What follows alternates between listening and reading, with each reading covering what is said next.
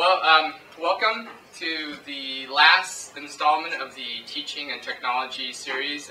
We've been going through various topics throughout the semester, and I hope some of you are able to catch it in person. If not, all of them are taped and they're podcasted on our website, so you can always go back and watch some of them.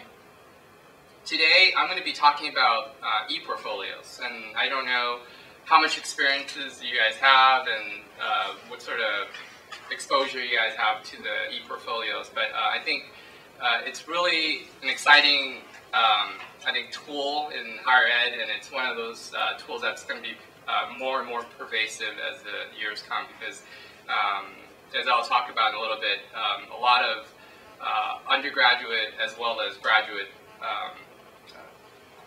courses and situations there, ePortfolios are becoming more of the trend and becoming of the norm than a trend, And so I'll try to keep this session more practical than theoretical. I'll try to balance the two, because there's a lot of theory behind the use of portfolios and how effective it is and how it affects teaching and learning, but at the same time, I think there's a lot of the practical components that needs to be thought through, and I'll try to kind of balance between the two.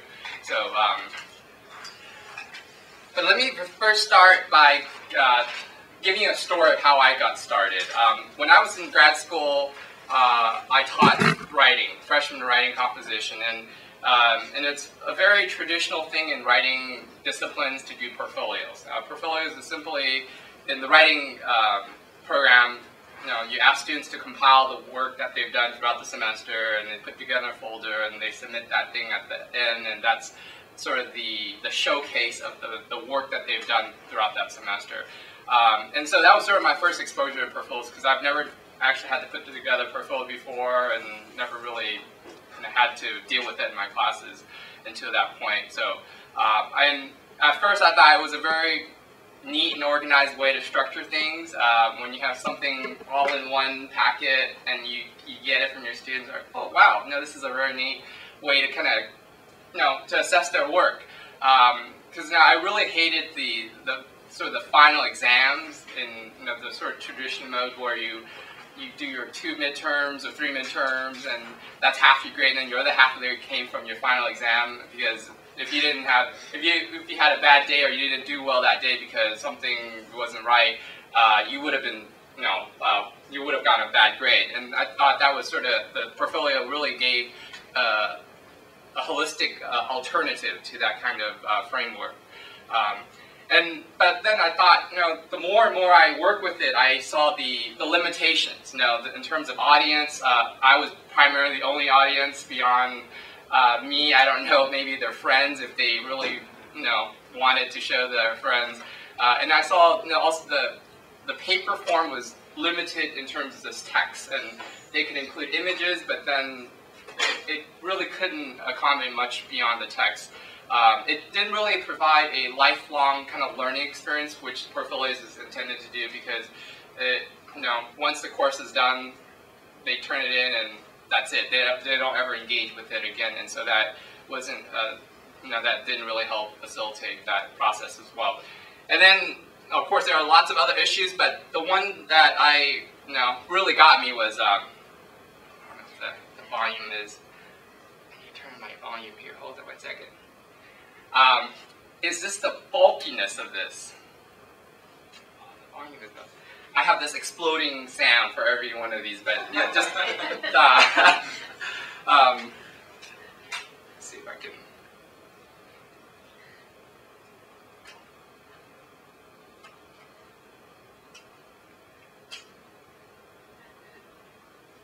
It's not getting the effect that I intended, but in any case, you get the.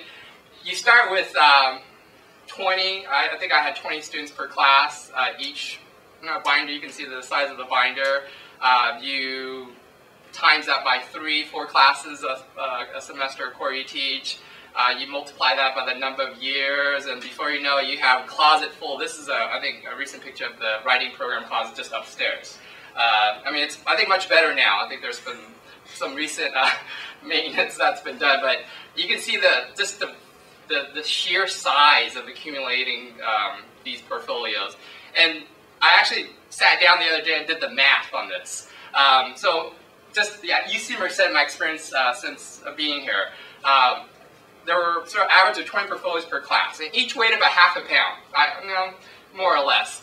Some of them actually went up to 3 pounds. I had some students with those thick binders and so on, and averaged 3 sections per semester, and there were about 60 portfolios per semester. And I've taught, this is my 8th semester thus far, and theoretically, there are a total of 480 portfolios that have come through my desk in some fashion, and the total weight has, I think, exceeded 240 pounds. I remember the first few years, well, it's still going on, I guess.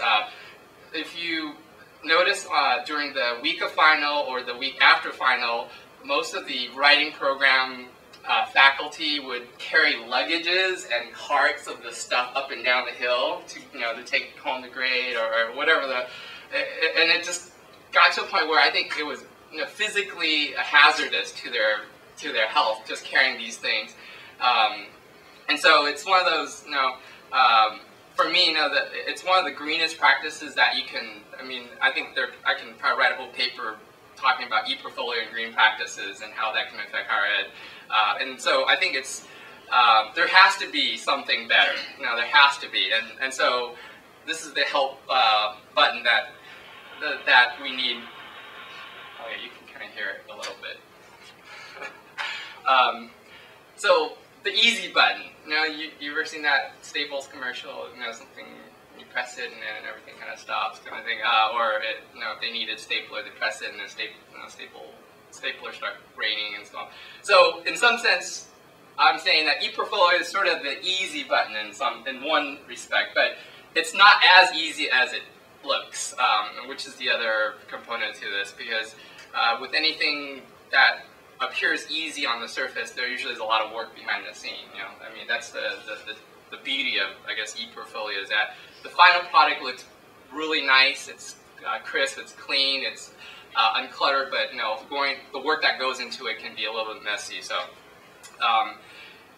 essentially, instead of those closet full of portfolios, you just need a computer and an internet connection. Well, you can download most of it now, and you don't need an internet connection to connect with it, but essentially a laptop is all you need. So that's sort of my personal introduction to how I got into ePortfolios. And today I want you, by the end of the session, to be able to just understand what the main types of portfolios that are out there, ePortfolios in sort of the academic context, explain some of the key practical considerations that go into putting together these things, and then finally, I want to introduce you to our very own ePortfolio tool that we have as part of the Sakai or the CROPS system that we have on campus here. So, just to give you a big kind of overview, in the past 5 years, ePortfolios, according to the Campus Computing Project, it has tripled in its use in colleges and universities in the United States. I would say it started probably in the late 80s. It's up to you how you want to date it, but the use of online ePortfolios didn't really start until the last 5 years, I would say. The bulk of that sort of really just took off because people have started using these ePortfolios as a way to facilitate a lot of the learning and teaching that's going on. And it's predicted that in the next 10 years that ePortfolios will no longer be considered a special practice, but rather a pervasive and transparent part of the learning environment. And so it's really here to stay. I want to say that, and I think I can be fairly confident about that. It would be more and more. You'll hear more and more about ePortfolios. You'll see more and more portfolios, and before you know, you will actually be. If you're not already an owner of an ePortfolio, you can be, or you will be.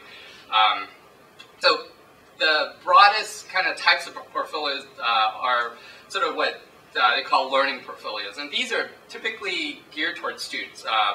Students use this as a way to document their learning processes. They can include things like essays, tests, journals, and other kinds of artifacts that sort of best represent the things that they're learning in their courses, and in particular in their subject area.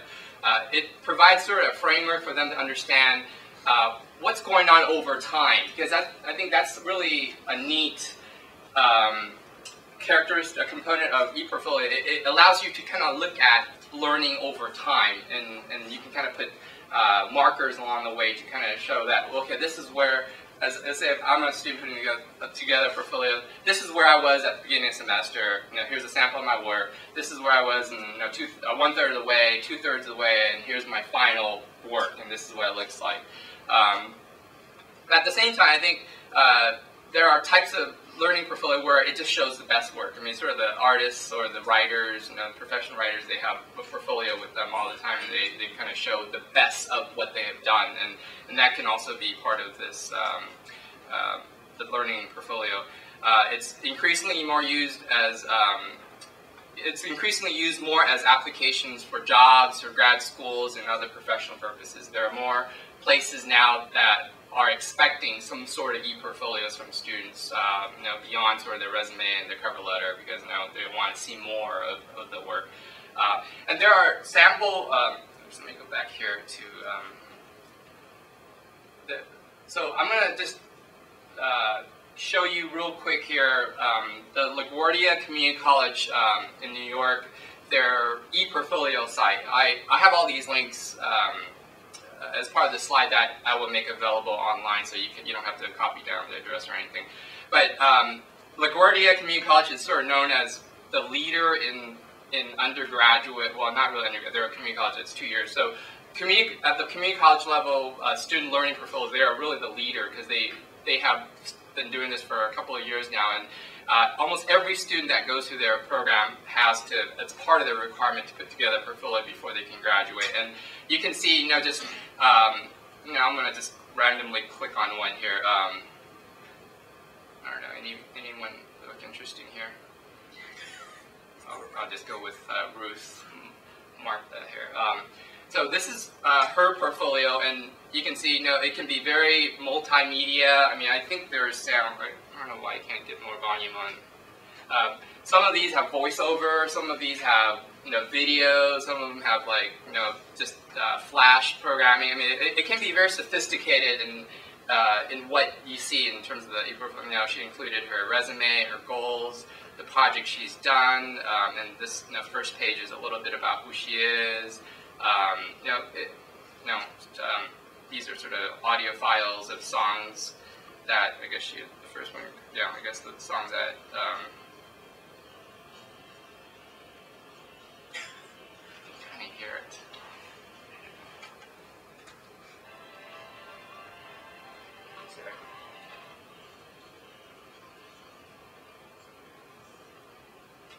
Let me see if I can. But no, you get the idea. Imagine students being able to do this as a final project. I mean, wouldn't you be able to tell a lot more about what kind of skills they've acquired, what kind of things they have learned, than just a piece of paper or a final paper or something of that sort. So.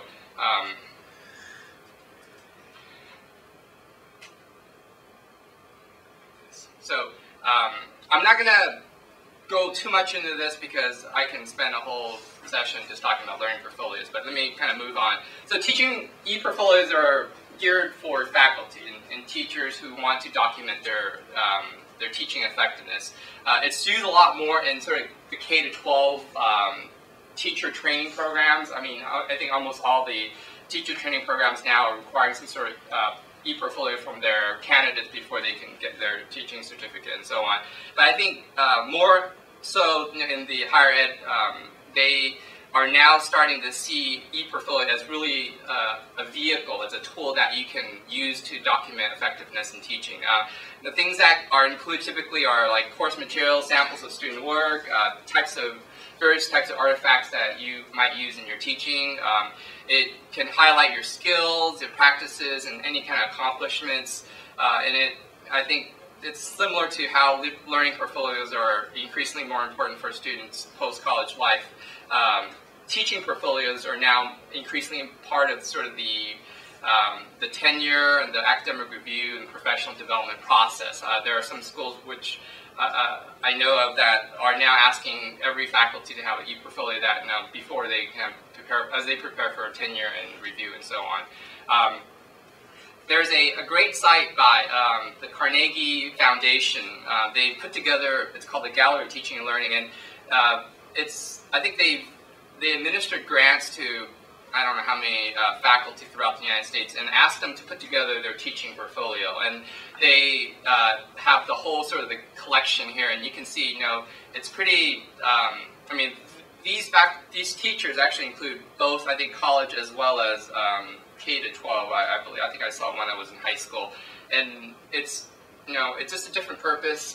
They're trying to, let me just click on this one by Sherry Lincoln on interdisciplinarity, you know, course. And so she's a professor of English at Youngstown State University. You can see the things that she's included, you know, her syllabus, course planning, you know, data collection, so the things that I think it might be for her project or something like that. The incremental learning, this is where she's, I think it's a particular pedagogical practice that she uses, and she's trying to show how that works and what kind of effectiveness that comes from that kind of practice. You know, and you know, she also has things like what she hopes to do, like, you know, what are things that she wants to do next in her course, how does she want to improve in her teaching and so on. And then, you know, you can see other things like, you know, acknowledgements and so on. So I think, you know, it definitely both for students and for faculty, ePortfolios will, you know, become a staple. Institutional ePortfolios are also becoming more important because of the accreditation changes that's happening in the United States. Now, they essentially are derived from teaching and learning portfolios.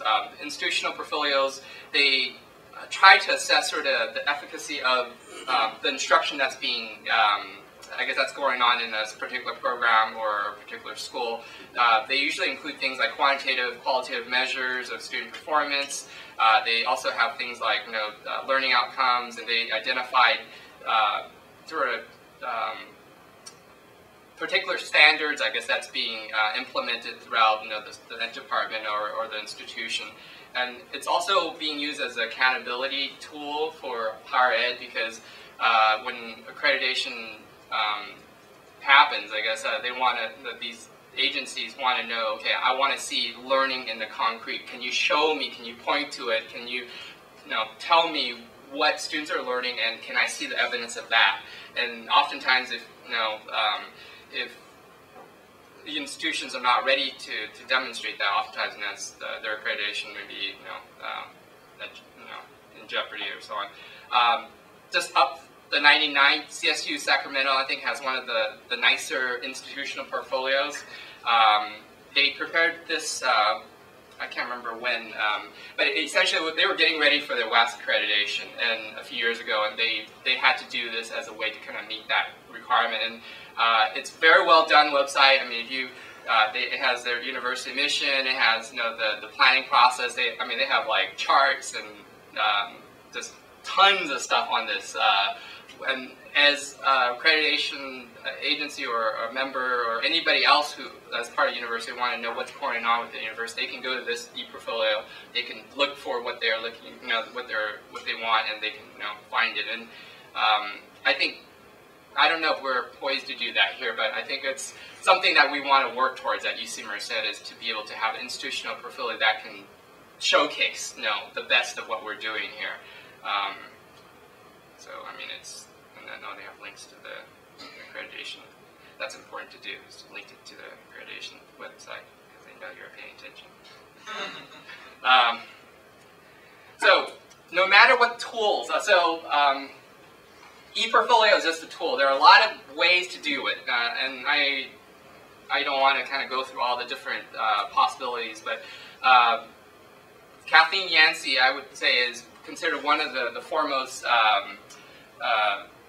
the most knowledgeable person in ePortfolios. She started working with this in the late 80s, and, you know, just right when it started, and she's been writing about this for over 10 years, and she talks about the idea that it doesn't matter the tool itself isn't the important part. Don't get fixated on the technology component, because that can take you down the rabbit's trail kind of thing. The more important thing is what you do with it. It's the process that goes into putting together the portfolio. And she says that it's the chance to collect, to select, and reflect. And I'm going to add one more word after that to kind of complete, I think, is the next necessary step. So the collection process. These are sort of practical considerations.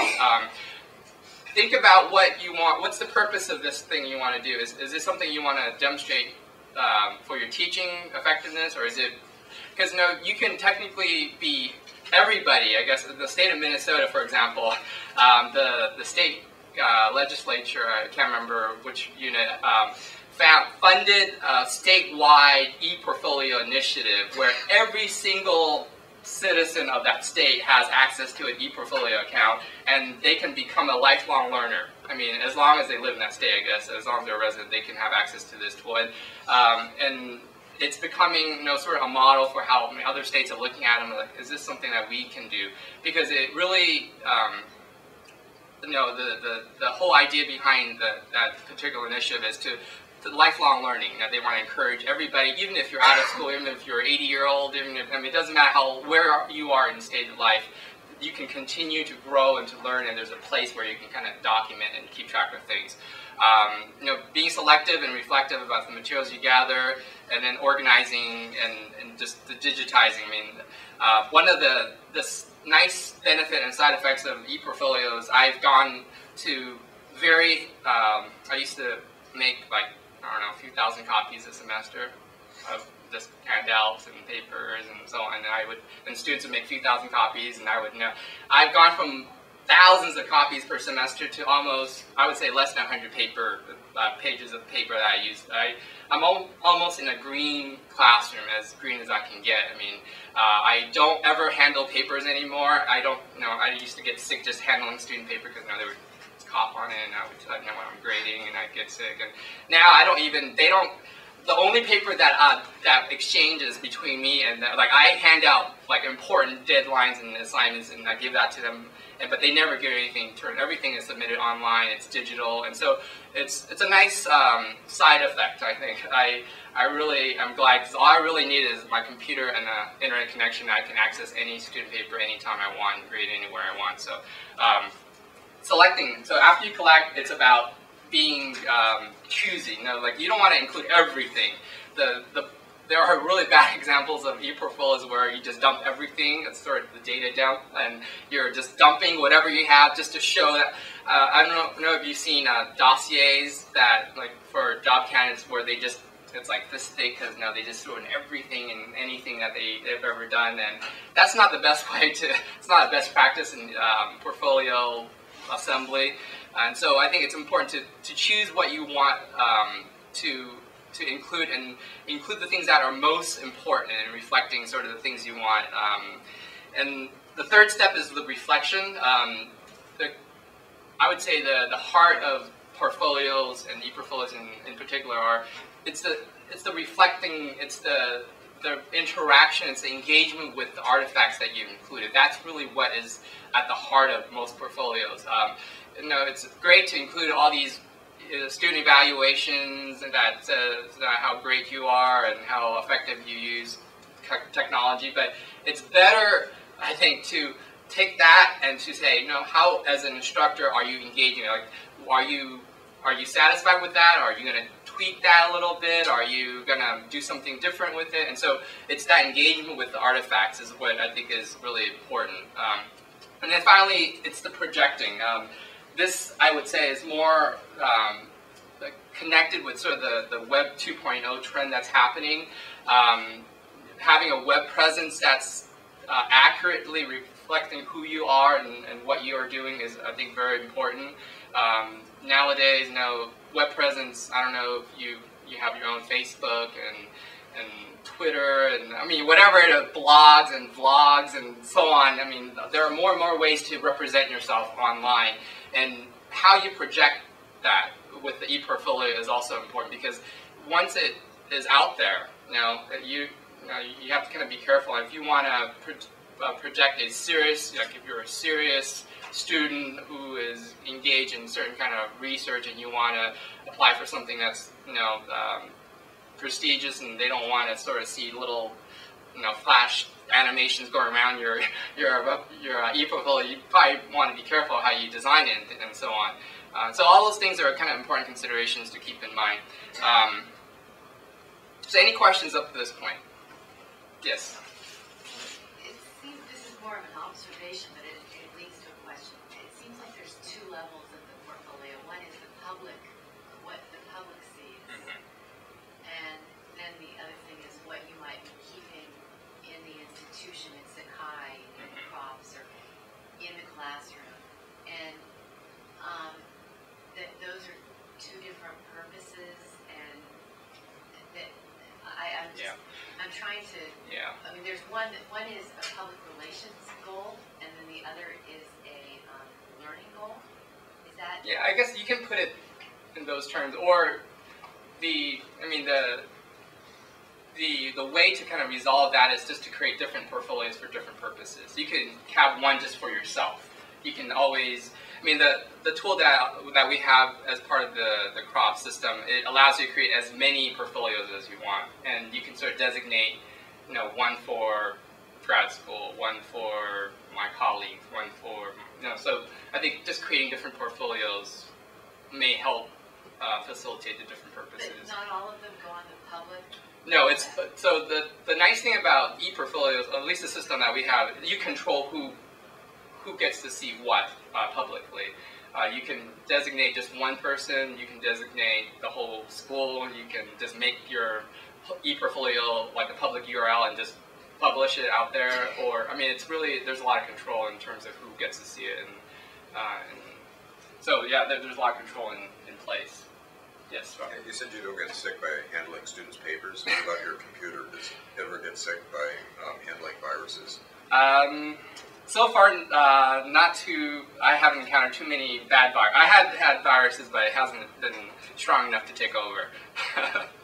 But yeah, I mean, that's, again, all this is online, so if your computer crashes, I just need another computer to access it, and, it's not, most of the stuff is not destroyed. It's all online anyway, so unless the whole server gets destroyed, which can possibly happen if, well, anyway, we don't want to go there, but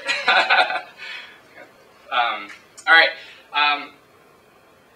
The last thing I want to say about practical consideration is give yourself plenty of time when you get started on this.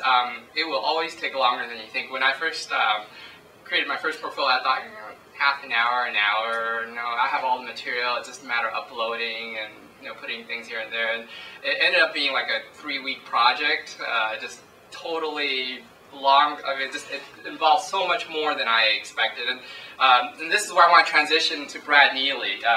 He will testify to that experience of putting together a portfolio, not with our own system, but at a system in the grad program that he's at. Do you want to be up here? Because we're in camera right now. So.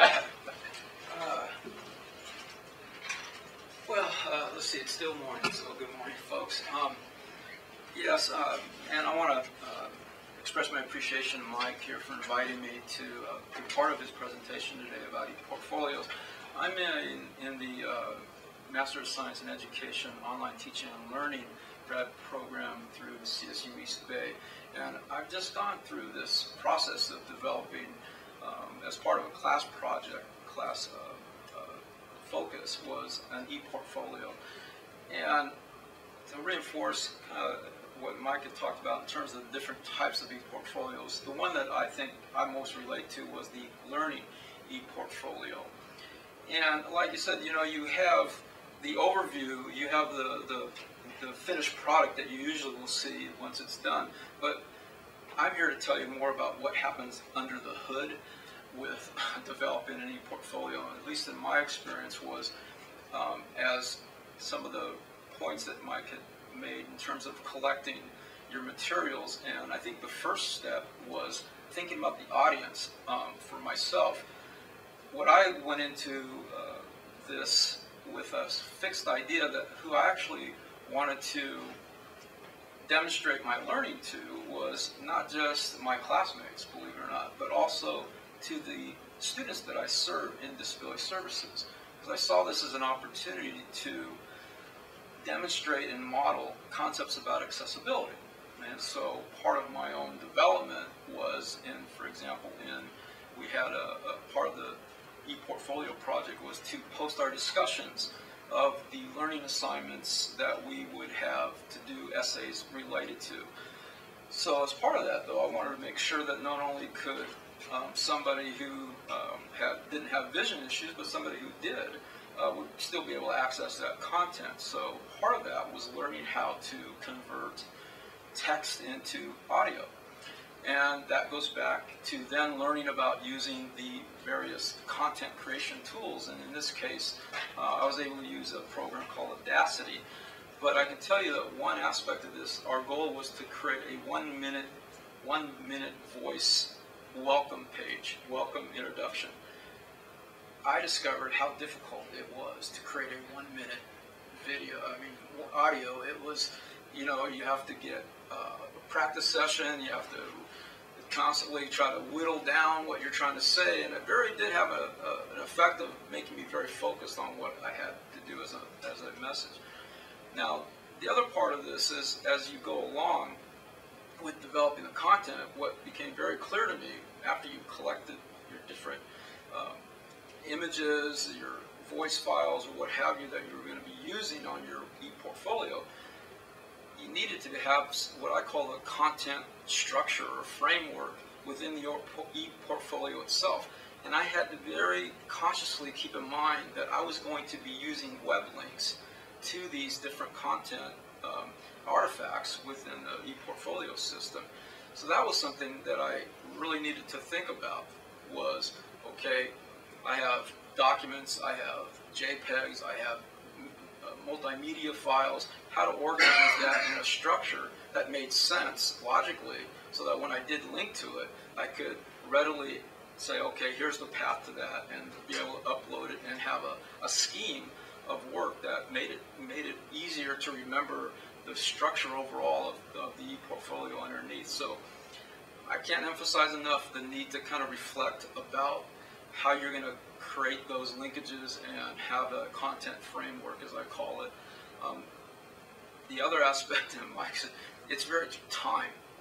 I cannot believe how much time it took me to create a 7-minute multimedia presentation with video and text and voice and so forth.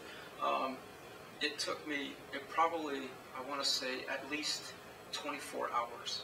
Not straight through, but you really have to work and make sure that the sound and the text came in as you were. So time is something you really can't underestimate the need to be able to dedicate to.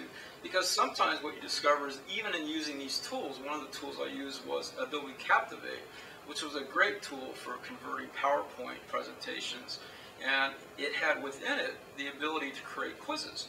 Great idea, right? But then you discover that it only allows you to ask one question per slide, instead of having a traditional quiz with 5 questions or 10 questions on it. And you're going, wait a minute, this isn't useful like this. And then you end up getting out there and researching. That's the other aspect of this you have to make time for, is having the time to research and find out what the limitations are of these different tools that you have.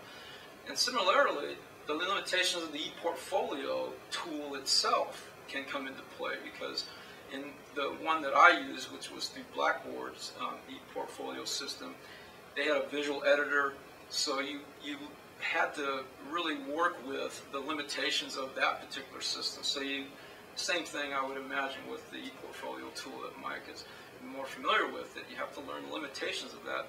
I got to the point where I actually had to use my HTML knowledge to get under the hood and actually code myself to be able to create the effects that I wanted to. So that was something that I was really amazed at, was how much time it did actually take.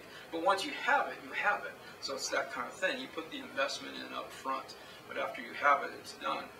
And for me, it was a great learning experience in terms of the evolution of my learning. I could have, as I mentioned, the discussion posts where I'm being introduced to new concepts, I'm working with other students and having discussions online, and eventually all that interaction comes into play and manifests as part of the essay that I would basically write. And as you go through the course, as I did, we had about 6 different essays. You could actually see the evolution of your work and your thought and your thinking, which I thought was a great benefit, because in my mind also I was very well aware that as a professional development tool, I wanted to be able to show this to my supervisors and so forth and say, here's an example of how we can use ePortfolios to not only demonstrate the learning, but also how we can model different aspects of what we're doing in terms of accessibility and serving students with disabilities. So now, where I'm at with ePortfolios is really starting to look at how they could be used within disability services and what that would mean for student service delivery, for example. So I don't have too much else on this, but if you're welcome to ask me any questions later if you're in the middle of this. And I'll put a link to his portfolio on our website too, so you can take a look at it later. But no, thank you, Brad. I think you captured well you highlight the importance of what I was going to ignore, which is the limitations of ePortfolios, because I think on the one hand it has a lot of promise, and I think definitely there's a lot of new territory that we have yet to explore. But with anything new, there's always the walls and limitations that we'll hit. So what time do we have here? I will show you, well, I will actually skip this video because I think this video just kind of gives you a broad overview of the Sakai or the CROPS. So Sakai is sort of the generic campus, the course management system, and as we have adopted it here at UC Merced, it's called CROPS. And that foundation, Sakai Foundation, they spearheaded a open source portfolio. That's what OSP a few years back, and they, with a couple of I think private companies, created this tool. And this video just kind of gives an overview of how it works and so on. But I think I will skip that for now. The major features of the ePortfolio tool that we have are the forms, which is if you think of any electronic forms you filled out online, when you buy something, you put in your name, the address, and so on. That's what it is. And the nice thing about these forms is you can attach it to the tool, and you can have guided response from your students. Let's say if you're interested in asking about certain information from your students, or if from right now I'm in the process of creating the teaching portfolio tool for the writing program. So we're interested in having the faculty, give us certain information about their research expertise, about their teaching expertise, about certain information. Then forms are really great for that, because you can very focused collect those information, and students don't have to worry about that background HTML stuff that Brad was talking about. They just look at an electronic form, they fill it in, and they press submit, and then all their information goes into the system. Matrices, it's just a two-dimensional structure that kind of guides. It's a structure that guides the participants through that process, and I'll show you what it looks like. And the way it's set up, it's very easy. Just look at it, and when you have completed a particular cell in a matrix, you would see an icon, and you can actually turn on the little status function where if you completed that particular cell, it will turn from green to red or something, and that means that you're done, or different color, or whatever you want to, as a way to show status. Templates, it just refers to a layout of what your portfolio looks like. I don't want to kind of talk too much about this, because this is probably the most technical piece of all of them, because it requires XML programming as well as HTML programming and CSS programming.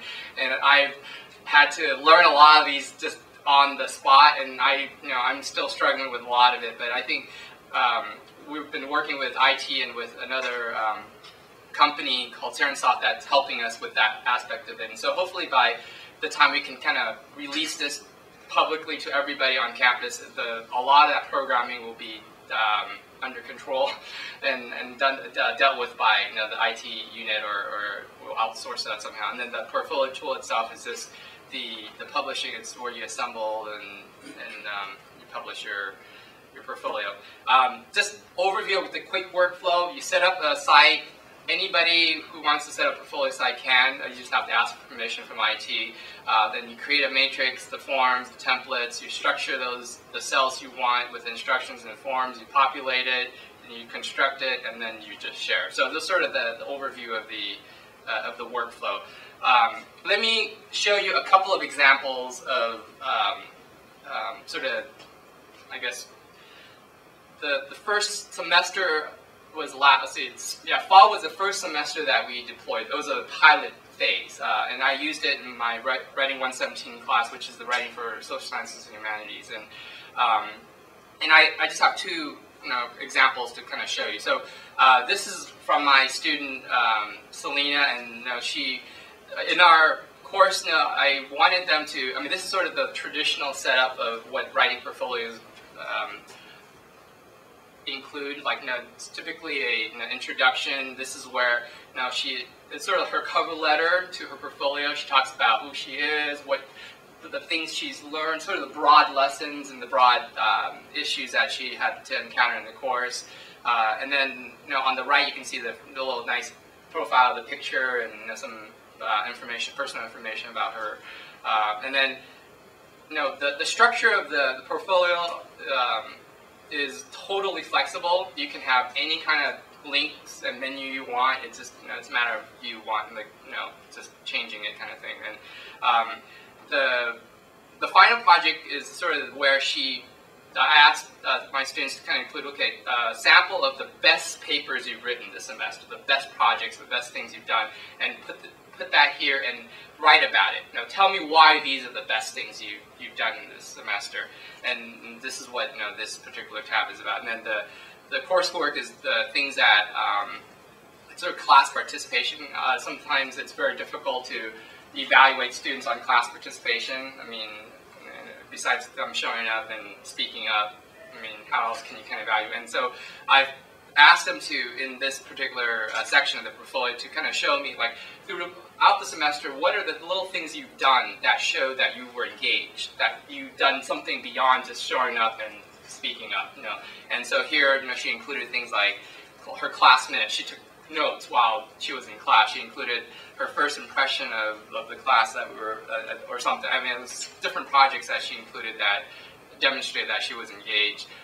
The journal reflection is just, I asked them to keep journals throughout the semester of the reading and the things that they're doing, what they're learning, and so, and that's what this, and then the group work component is where I asked them to, on various projects, work with 2 or 3 other students throughout the semester to show that, and here are the sort of the products of the group work, and here is where she describes the lessons she's learned, or what role she played in the group, and how that has changed or helped her in her learning. And so, so that's an example of a student learning portfolio. Well, I probably don't need to show you another. It's essentially the same, just another student. Here's a link to my current teaching portfolio, which is incomplete.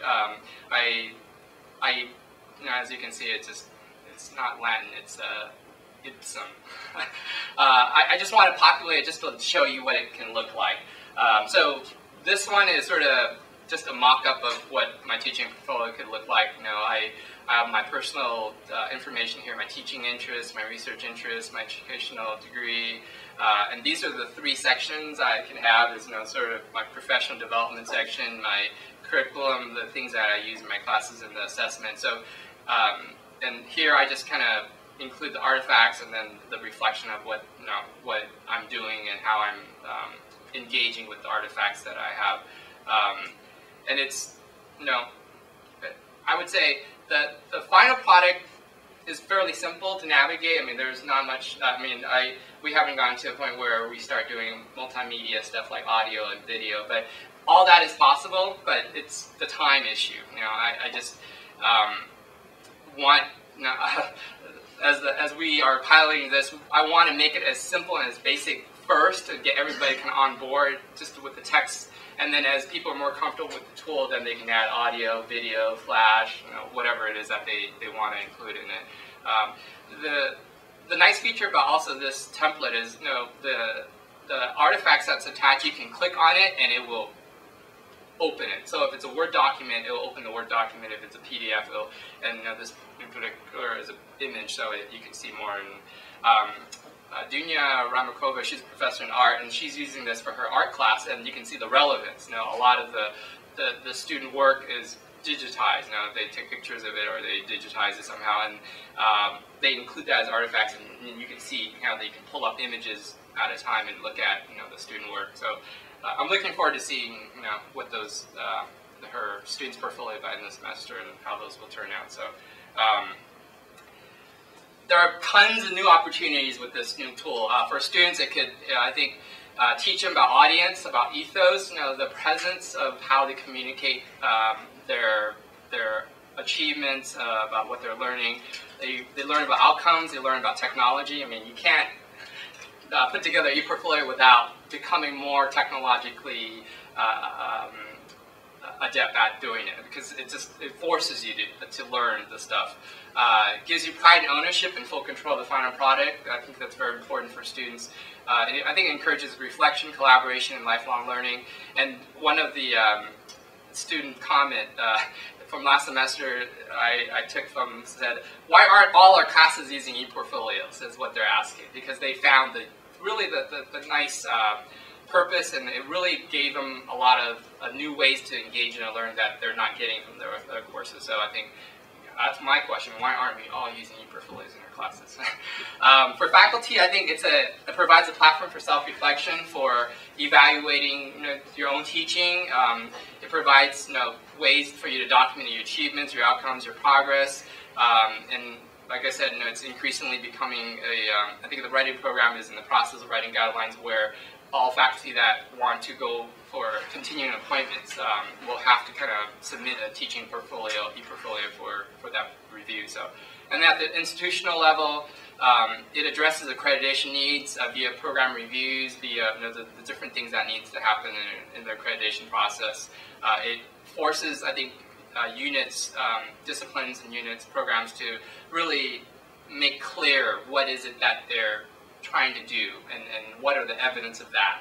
And so I think it really helps in that process. And then marketing, recruitment, you can imagine if we have a data bank of alumni for ePortfolios of students, and potential students wanting to come to a program, they want to see what the work they do, and I mean, I think it's a rich tool to use in that respect. And then undergraduate programs are using ePortfolios as exams. I think I don't know if this is true, but I think in psychology you guys are thinking about that, using ePortfolio as a final exiting exam for the major. And no, not yet, but in the future. And then grad programs are already using this. There are a lot of places where they're replacing qualifying exams with ePortfolios. I mean, which is I think a nicer alternative. I hated that qualifying, like where you have a week, they give the topic on Monday and you have to crank out this masterpiece essay by Friday, and then the next week you have to sit in that room and defend it, and it's a nice stress. It's a lower stress kind of experience than going through that in the oral exam and qualifying exam experience. So,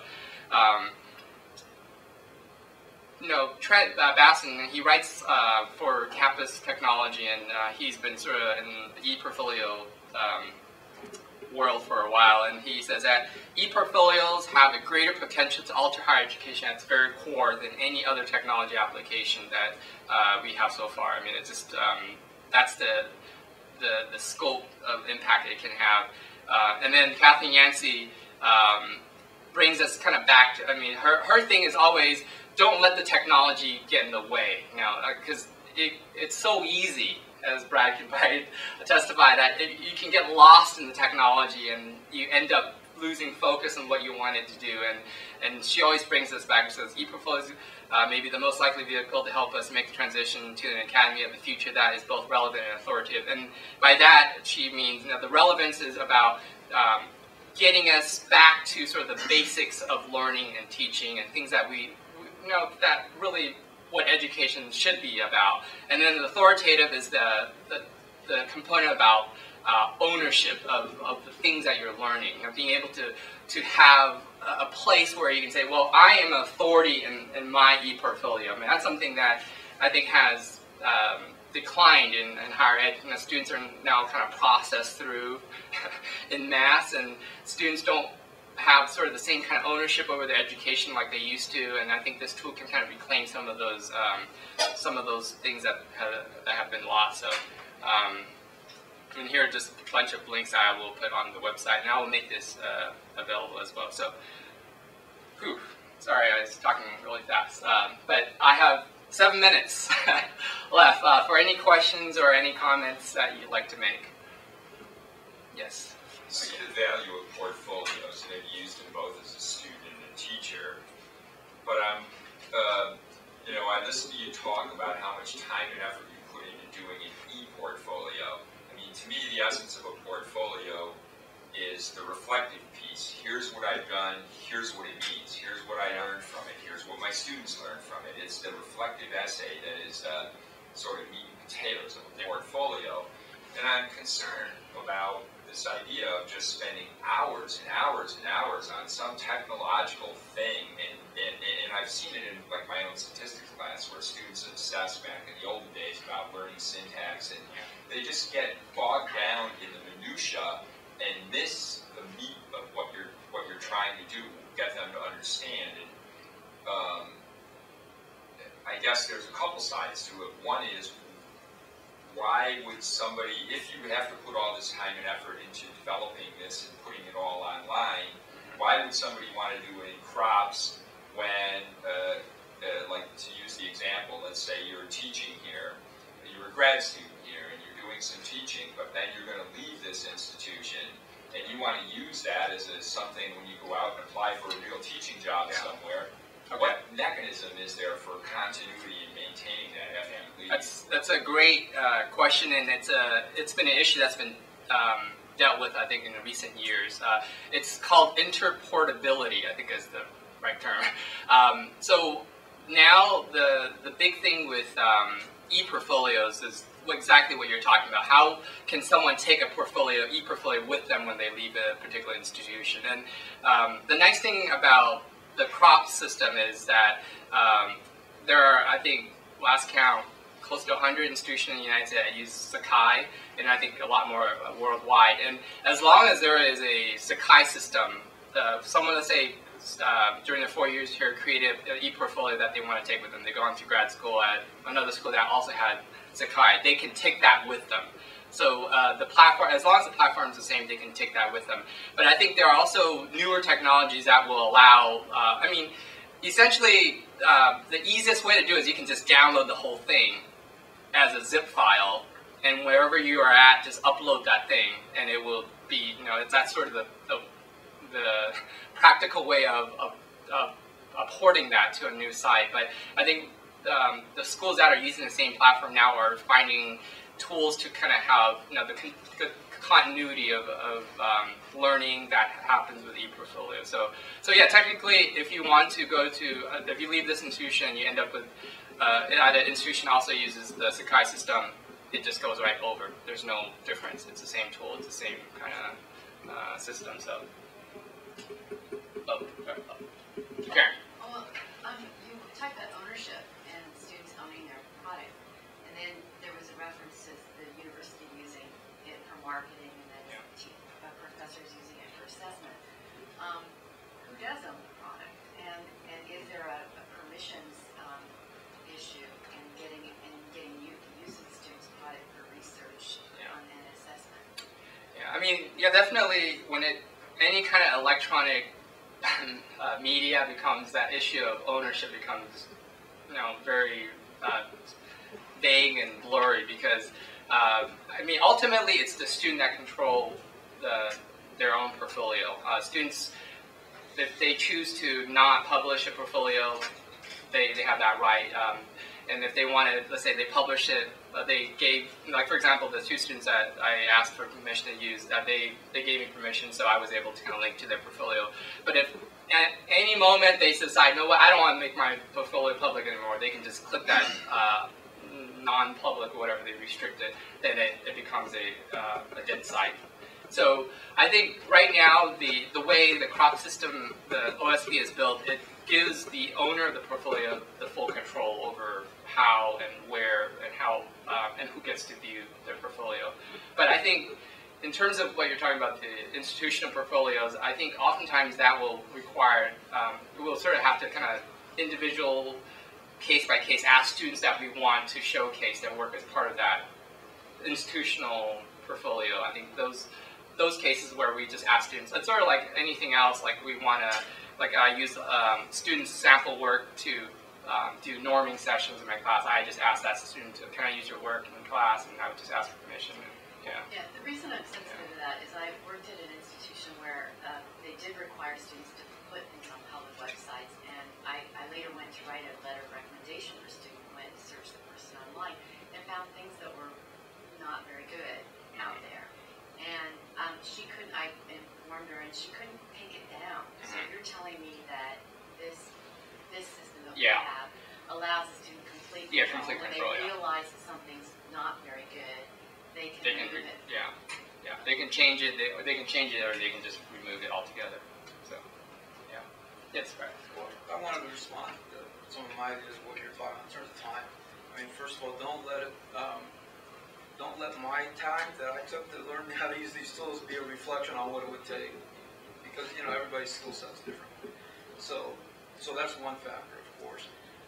The other part of it, in my mind, this was a 10-week course, of course, so it depends on how you want to structure the use of ePortfolios within your own lesson plan process. And I would say that, what I learned as well is that given the complexity of the different media types that you're using or would be using in an ePortfolio system, the more complex it is, the more time it's going to take to use out of these tools. But on something that I saw with the Sky system, where you're using predominantly PDF or documents, I don't think that's going to be as time interactive or a time requirement as part of what you would be expecting students to be able to engage with on an ePortfolio development site. So it's going to be various time frames associated with depending on the tool that you engage with, which would be the first thing. So I look at how you're going to integrate using an ePortfolio, because what I was doing was we built it step by step. It wasn't just something here, build an ePortfolio, and then we sat and did it.